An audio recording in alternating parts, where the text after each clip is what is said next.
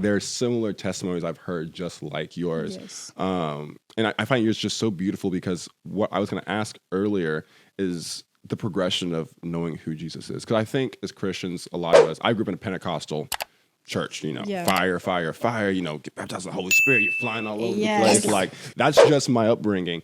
And so it kind of, what I noticed my friends around me is that, because that was like you get touched by the fire of God, your life is completely transformed. They thought like my encounter moments when, the pastor laid hands on me and I passed out. That's when the Holy Spirit God was in me.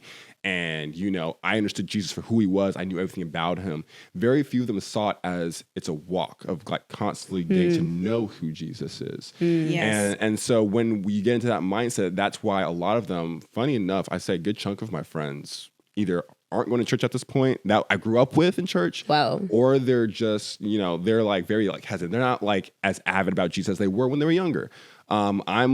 I would consider myself the outlier, but again, by the grace of God. But that's been a process of me. I'm not saying I've been perfect. When I was saved. I know I had Jesus in me.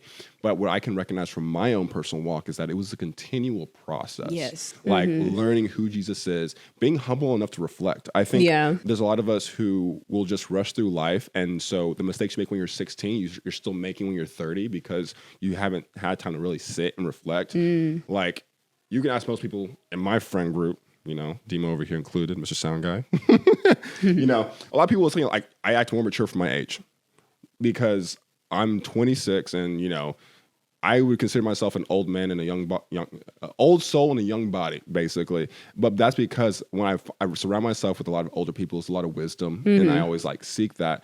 But then I also realized, like, as I made a commitment to Jesus and studying him, studying his word, and just being a part of what he's doing in my life and being present, that I've kind of exceeded when it comes to things that my friends are doing now, that friends who I'm around, like either they're partying or they're doing this and such.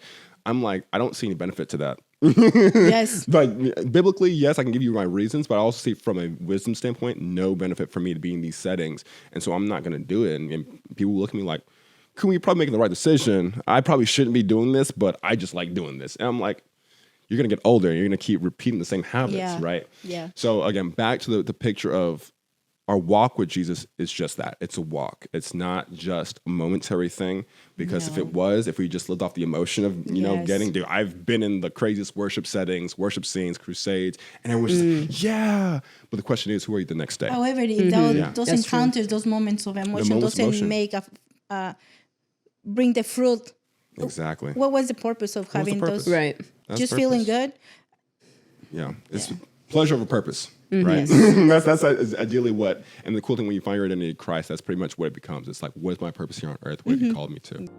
Thanks for watching. If you enjoyed this video, go ahead and do me a solid. Subscribe. Join the Faithful Breed family. We'd love to have you. If you have any comments, ideas, drop them down below. Until next time, ciao.